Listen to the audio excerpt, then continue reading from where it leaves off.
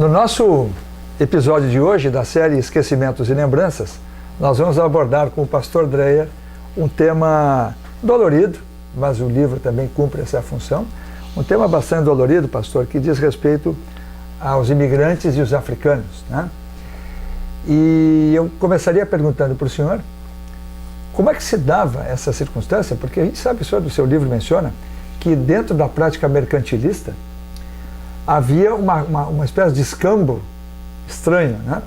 Os escravos eram trocados na costa africana, eram trocados por mercadorias, né?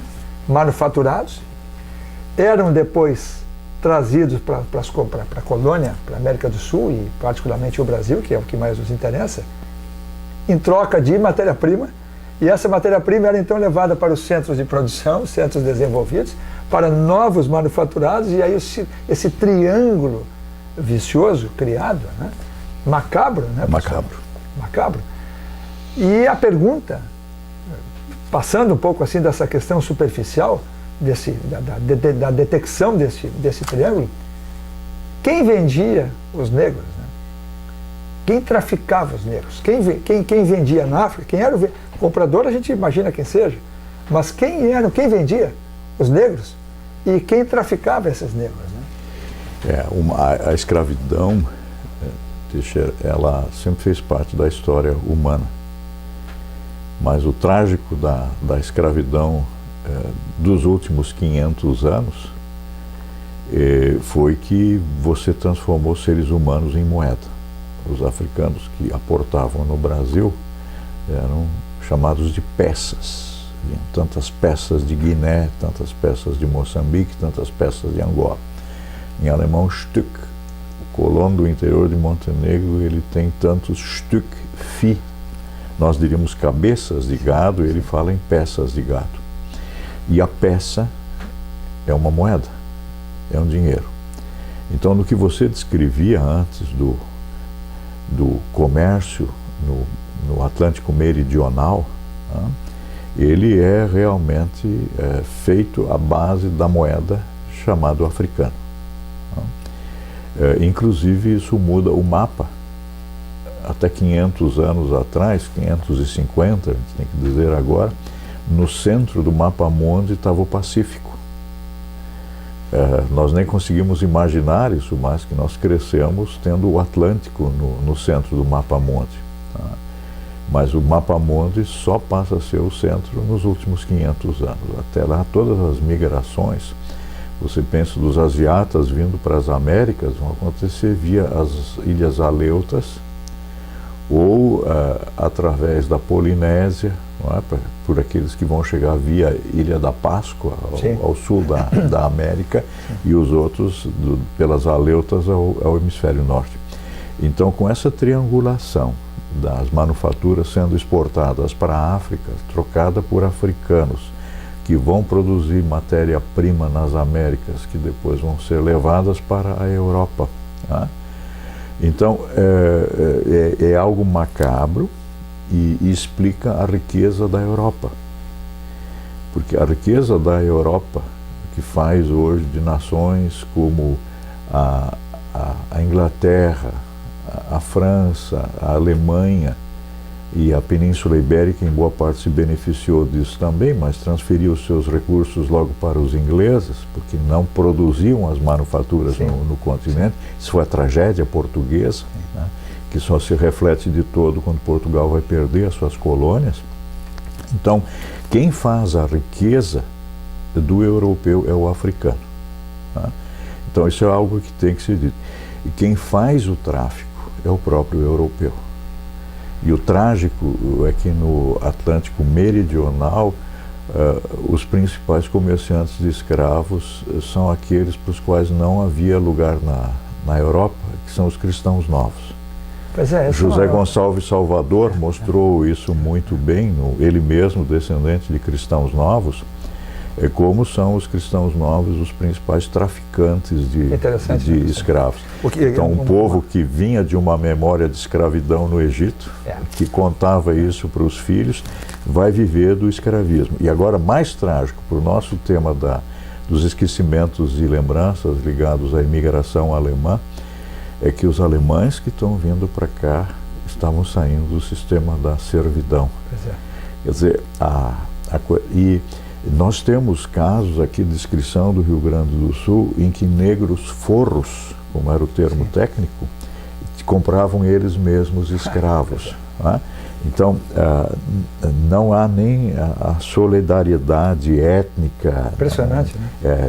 O ser humano ele é terrível nesse. Então, isso mostra que nós devemos ser muito cuidadosos com qualquer otimismo antropológico.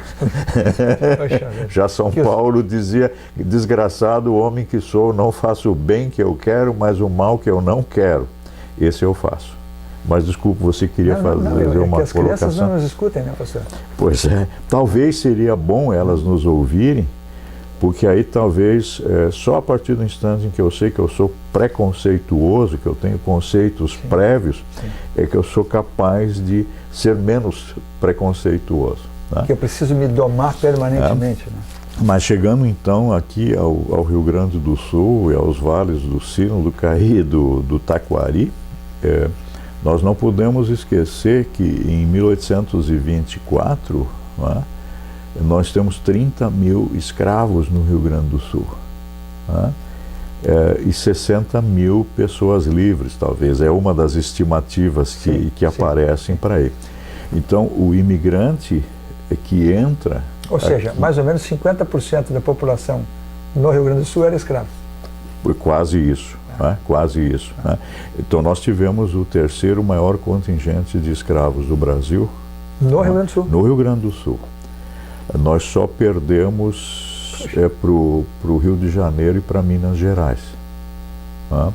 Mesmo que o café tenha pego tanto escravo, né, em São pastor? Paulo. Mas por que eram requisitados? Porque no extrativismo mineiro e mesmo no café, né, no Rio de Janeiro e depois em São Paulo, e no Rio Grande do Sul, onde era o escravo era aplicado, sobretudo o charque consumia muito escravo. Então você precisava do escravo na lida campeira, né, para manear o gado, né, para o manejo do gado, e depois na charqueada.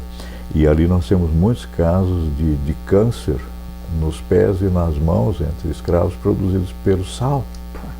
E com a mão nua você estava lidando com o sal. Né? Então o nosso escravo ele é o negrinho do pastoreio. Né? Quer dizer, ele está envolvido com o gado. Né? Eu lembro, por exemplo, a colônia alemã de São Leopoldo foi instalada na Real Feitoria do Linho Cânhamo, onde o trabalho era todo feito por escravos. Na Real Feitoria do Linho Cânhamo, você tinha à margem esquerda do Rio dos Sinos a produção da cannabis sativa, para extrair a fibra do tronco era da cannabis sativa? Cannabis sativa. Isso é o linho cânhamo, com hífen. Se você olhar em qualquer dicionário, o nome científico do linho cânhamo é cannabis sativa. Nós hoje apreciamos mais a folha, que está legalizada no Uruguai hoje, né, como medicamento. Do Mujica, né? Mas eu lembro do Gabeira, quando deputado federal, ele quis... As qualidades terapêuticas, né? Ele queria liberar o cultivo da maconha no Brasil, da cannabis sativa, por causa da fibra, não é? Que dá uma fibra muito resistente, inclusive para solado de tênis, mas ele ficou com medo que o pessoal iria começar a fumar tênis, né, no Brasil. É bom a gente rir um pouco também. Mas, e os relatos da administração da colônia estranham que pouco tempo depois de chegarem à Real Feitoria, os africanos se tornavam dolentes e incapazes para o trabalho. Eles conheciam as propriedades da folha, que é uma planta africana, a cannabis, e transferida para a América, os africanos já a conheciam. Né? Então, o africano era utilizado na margem direita do Rio dos Sinos para a criação de gado.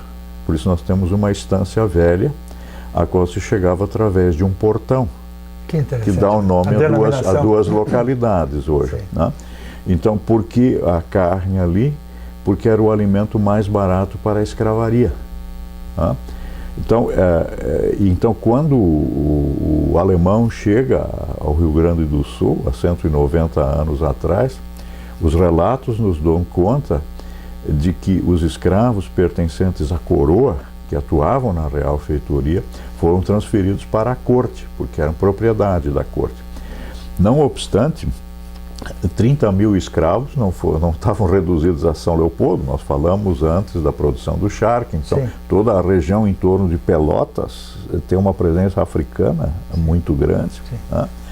E esses africanos que estão aqui, é muito interessante, houve uma época em que a historiografia fazia de conta que todo o Vale dos Sinos e o Vale do Caí eram vazios humanos, até que chegaram os alemães. Isso não é verdade. Ele estava povoado. Você tem, por exemplo, em Sapiranga, a família Leão, que veio de Laguna, eram traficantes de escravos, né, e proprietários de terra, tanto assim que Sapiranga originalmente é chamado de Fazenda Leão, e os alemães falavam em Leonhof, então o pátio, a estância da família Leão, né? Então o Vale dos Sinos está cheio, assim como o Vale do Caí, cheio de casais de número, são os açorianos, a forte presença cristã nova, o pessoal fugindo da Inquisição vem para o Brasil meridional. Nós encontramos aqui soldado espanhol fugido, que se embrenha para cá, e nós temos naturalmente muitas populações indígenas sobre as quais nós vamos falar certamente ainda em um outro programa. Sem dúvida. E os africanos estão aqui. Nós temos diversas localidades chamadas de quilombo. Da rodoviária de São Leopoldo sempre sai um ônibus em direção ao quilombo. Que fica hoje metade pertencente a São Leopoldo e metade a Novo Hamburgo. Mas se você vai para Taquara, em direção a Três Coroas e Gramado, você passa por uma seta que indica você para um quilombo. Então o Rio Grande do Sul está cheio de quilombos. Não é? Por quê? É porque houve aqui escravos que fugiram de fazendas e criaram novas comunidades de escravos fugidos, ou quem sabe, inclusive de pretos emancipados que estão presentes. Embora fosse muito complicado fugir, né, pastor? Existe uma visitação, lá, por exemplo, na Charqueada São João, lá em Pelotas, né? As punições que eram impostas aos negros que fugiam eram terríveis, inclusive com marcação no próprio rosto. Sim, mas mesmo assim você fugia, quer dizer, a busca por liberdade é algo que você não consegue tirar do ser. Mesmo o escravo, ninguém pode dizer que ser escravo é bom.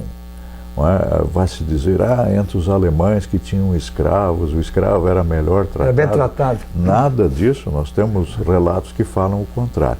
Então, ao entrar nessa sociedade escravista, o imigrante se adaptou ao meio.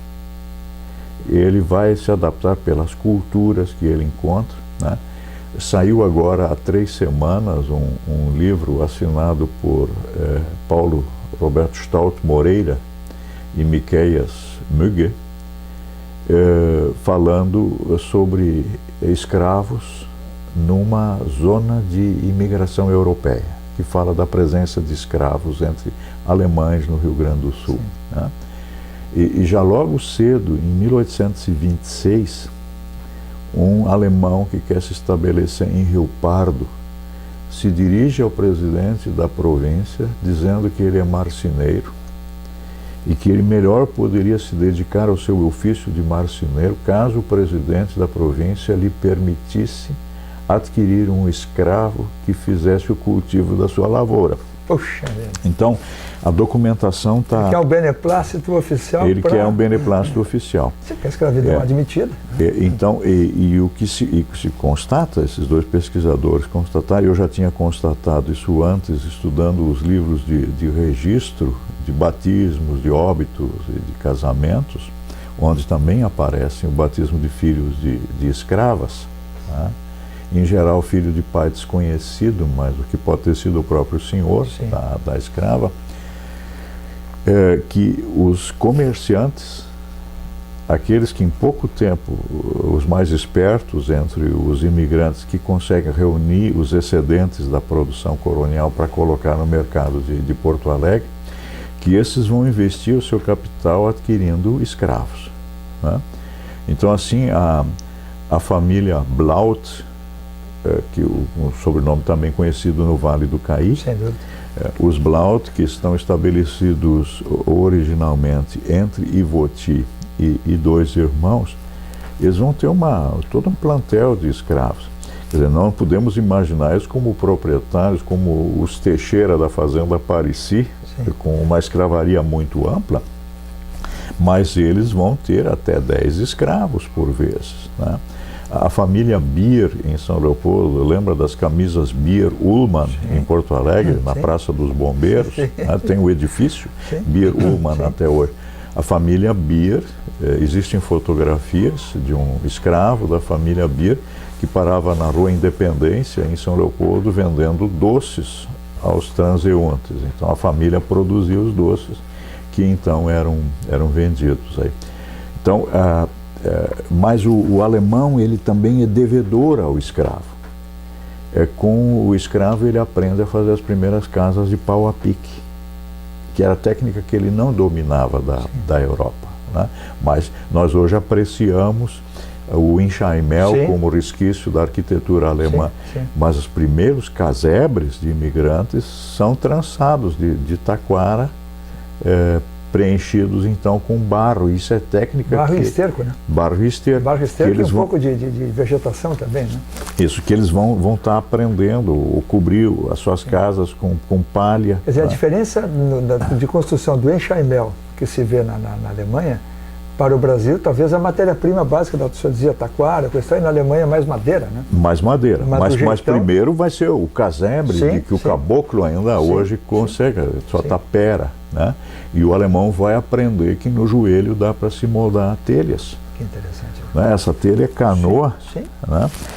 Ela é o barro que é colocado na coxa, né? E aí moldado e depois usado, depois queimado. Para o forno. Né?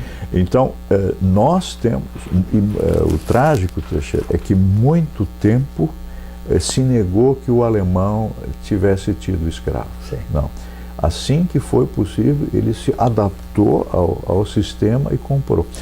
Agora, não vamos generalizar e dizer que todos tenham tido escravos. Eles não tinham os recursos para comprar. Estudos de inventários mostram que um bom escravo valia tanto quanto uma casa. Puxa vida. Um só escravo? Um só escravo. Né? Comparando o inventário. A minha indignação até, eu não sei para que lado eu levo a minha indignação, né? Porque um ser humano não tem valor. Né? Um ser humano, o valor é infinito. Não, mas até... E ao mesmo tempo, é uma casa pelos valores de hoje. Né? Mas veja, até 1850, quando sai a lei da terra, se você tinha um dinheiro para investir, você não aplicava em terra. Porque terra, até 1850, você conseguia por invasão. Você tomava posse. Ser posseiro, no Brasil, até 1850, é a forma de você ter o seu pedaço de chão. E terra tinha em abundância. Agora, mão de obra para trabalhar a terra era uma outra coisa. Então, até 1850, se eu tenho dinheiro sobrando, eu invisto num escravo, que eu posso vender. Então, se você olha os inventários do século XIX, a maior riqueza das pessoas estava nos escravos que eles tinham, e sobre esses incidiam impostos. Então, se nota, inclusive, quando se vende escravo, você tinha que declarar por quanto você tinha, porque o fisco queria a sua parte no lucro que você tinha oferido com a venda do escravo. Então, assim como hoje se faz ainda, declarando o imóvel por tendo vendido por menos do que de fato vale, a mesma prática se fazia com o escravo. Mas quando o valor foi colocado, porque o Estado controlava, porque ele queria a sua parte, você tem a casa e o ser humano que você comprou. Por quê? Porque esses escravos, eles não eram analfabetos. Analfabetos eram os seus senhores. O Paulo Roberto Stout Moreira descobriu em Porto Alegre uma escola islâmica frequentada por africanos, que já eram islamistas ao virem para o Brasil e eram alfabetizados, que tinham que ler o Corão. Veja só. Então, assim como o judeu alfabetizava o seu filho para ele poder ler a Torá, sim, o islamita alfabetizava o filho para ele poder ler. Isso é pouquíssimo conhecido. Assim, não, por quê? Porque nós temos prevenções e nós somos um país pacífico, não é? Nunca torturamos, maltratamos ninguém, mas o Brasil é hoje a segunda maior nação negra do planeta. 10 milhões foram os escravos transferidos para as Américas, o Brasil recebeu 1/3 deles. Né? Mais africanos que o Brasil, só os tem a Nigéria. Pois na isso África. é interessante. Né? Então, nos dias de hoje, essa é a situação. Então, nós somos um país marcado por cultura africana e o alemão vai aprender, inclusive, o que comer com o africano. A melancia, quem cultiva é o africano, a pipoca, quem planta é o africano, quem come os produtos de milho é o africano. Claro, o indígena já está comendo antes, mas ele tem que aprender a trabalhar com o aipim, com a moranga. A culinária alemã do Rio Grande do Sul tem muito pouco de alemão, né? E tem muito mais de africano. Eu tinha uma pergunta para fazer. O senhor faz uma colocação no livro que é um pouco choque, eu diria, né? É que depois de um certo tempo, o negro ele começa, diz assim, com a chegada dos imigrantes, os negros começam a ser afastados do processo produtivo. Uhum. E ainda passam a ser considerados preguiçosos, lerdos, dados à festa e não afeitos ao trabalho. É uma injustiça, né, pastor? É uma injustiça, mas isso é a leitura que nós fazemos do africano até hoje. Ele não quer trabalhar. Não é? Quem fez a riqueza do Brasil foi o primeiro indígena, do qual se dizia que ele era pouco afeito ao trabalho e que por isso se enfrentou africanos. Mas cada vez que baixou o tráfico, José Oscar Bioso mostrou isso muito, se volta a escravizar o índio, a prear índio. Por que os paulistas desciam tanto para o Rio Grande do Sul, os bandeirantes, né, para caçar índio? Né? E ainda queriam que eles preados fossem felizes e trabalhadores, né? Seriam motivados. Né? Então, você tem. Então, e depois o africano. Né? O africano é o grande produtor das riquezas do Brasil.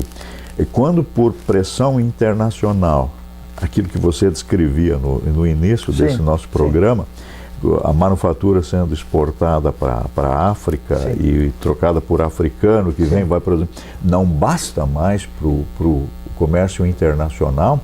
Se tem que criar nas Américas setores médios na população que possam adquirir as manufaturas. E aí se começa a cortar o tráfico internacional de escravos e tem que se criar, por exemplo, vamos pegar o exemplo do Brasil, a coisa se repetiu na Argentina também e em outros países, uma classe intermediária entre senhores e escravos. E essa classe média, esses setores médios da população, se vai criar com excedentes populacionais europeus.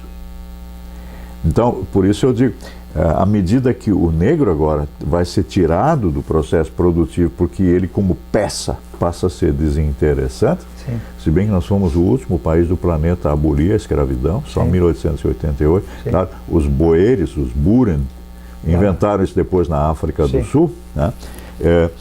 Nós vamos criar setores médios da população, importando primeiro alemães, depois italianos, poloneses, e depois se discute muito se japonês também pode vir, mas daí se descobre que japonês é o alemão da Ásia. Mas pastor, mas nesse momento os negros vão ficando no desvão, quer dizer, eles vão sendo... Mas vão sendo tirados. Por exemplo, o que são as leis do sexagenário? A lei do sexagenário é uma grande sem-vergonhice, porque com a expectativa média de vida da população brasileira de 140 anos, se um escravo chegasse a ser sexagenário, ele já estava vivendo 50% a mais do que a expectativa de vida e estava precisando de cuidados. A lei do sexagenário permite que ele seja colocado à margem da propriedade e o proprietário ainda recebe uma indenização. A lei do ventre livre, o que ela diz? Que o filho de mãe escrava é livre e o seu senhor deve cuidar dele até os 8 anos. Mas podendo ficar com ele até os 21, porque senão o Estado teria que cuidar desse menino de 8 anos e usá-lo para o seu serviço em troca da alimentação e vestimenta que está lhe oferecendo. É outra forma de escravidão. Não é? Mascarada, né? Ou então... Como benemerência. Não, mas agora eu vou cuidar dele dos 8 aos 21. E a lei do ventre livre é uma falácia também. Se você pensa que a mãe, quando ficava grávida e dava à luz, ela tinha leite que podia ser vendido. São as amas de leite. E os bebês eram tirados, né? Se você pagava R$60 por dia para uma mãe que alimentava o seu bebê, não é? Do bebê branco, sem cria, se ela ficasse com cria, só pagava R$30 por dia. Então se preferia tirar um negrinho e colocar na roda dos expostos, na Santa Casa ou em outro lugar, ou praticar o infanticídio cruel. Então, bom, nem dá para falar patético, mais, porque né? isso é falácia absoluta. O senhor tem uma outra citação também que choca, né? A leitura dura. O senhor diz assim: a criança negra é brinquedo da criança branca, companheira de folguedos e saco de pancadas. Está dito tudo. É impressionante, né? É uma mácula na nossa história. É uma mácula e nós fizemos disso história bonita. Como era bonito o alemãozinho brincando com o negrinho, que se criaram juntos. Que nós somos uma sociedade miscigenada. Eu tenho um relato de Poço das Antas em que um colono traz para sua casa durante o dia um negrinho para que os seus filhos aprendam português. Bom, não vamos comentar mais muito. Um professor gratuito? Né? Professor gratuito. Né? Então, quer dizer, a gente tem que cuidar de uma coisa agora para não demonizar todo o imigrante. Sim. Como proprietário de escravos, exploradores. Até porque não foi imigrante que instituiu a escravidão. Se você olhar a proporção, a população não alemã do Rio Grande do Sul tinha muito mais escravos do que os imigrantes alemães. O que não pode acontecer é de se negar que imigrante alemão tenha tido posse de escravo. Um irmão da minha trisavó, encontrei a documentação dele, ele tinha escravos. Depende de quem é que tinha dinheiro. Quem tinha dinheiro comprou escravo. Para a gente fechar esse episódio, que é riquíssimo e mereceria até uma extensão. Uma série. Uma série, porque é realmente um tema, digamos assim, é preciso, né, pastor, levantar o tapete e limpar a sujeira. Né? Não dá para jogar isso sempre por baixo do tapete. Num determinado momento se faz essa higienização da história, né? E é preciso pedir desculpas, perdão e tocar em diante. Né? Mas há um último tema aqui que é interessante para fechar. Normalmente, o senhor também menciona isso, normalmente o feitor dos negros era um negro. É chocante também, né, pastor? Ele é chocante. Agora, isso faz parte do sistema. No Brasil não se preservaram dialetos africanos. Dialetos alemães, sim. Por quê? Porque podia haver solidariedade étnica e quem se conhecia de uma certa região da Alemanha ia morar com o ex-vizinho aqui. Né? Com o escravo se fez diferente. Se misturou os escravos na venda para que eles não pudessem se comunicar entre si nos seus idiomas de origem. O ethos tribal. Né? Então não há etnias africanas só em pequenas áreas. Você tem moçambiques, por exemplo, na região de Osório. Né? Você mistura e eles vão ter que falar um português estropiado para se comunicarem entre si. Né? Então, e agora o feitor, ele não tem solidariedade étnica com os outros, né? Não é só a cor da pele. Sim. Né? Alemão e italiano brigam também, mesmo que tem cor da pele semelhante. né? Então, entre os africanos, mesmo tendo a mesma coloração de pele, ou semelhante, porque há diversos... O Otelo é negro, né? Então, o feitor, ele vai ser alguém de outra etnia e que está batendo para melhorar a sua própria condição também. Então, naquela situação de desgraça, nada, ele, pelo menos, nada de otimismo antropológico. Como disse antes, brincando aqui, mas para fechar esse episódio, que as crianças nos escutem com olhos generosos, né, com ouvidos generosos e mudem essa trajetória, né, e saibam fazer diferente, porque senão nós passaremos uma mensagem de desesperança, né, quando nosso papel também é o de estimular a melhoria das coisas, porque é duro. Né? Deixa eu fazer uma pergunta. Se não houvesse uma cultura africana entre as populações, teria surgido uma sociedade aurora em Montenegro, cuja sede ficava na Rua Ramiro Barcelos, originalmente. Muito bem.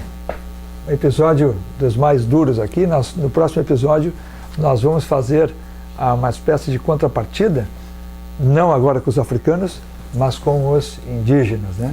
Com os moradores originais desse chão, essa terra Brasília, né, pastor?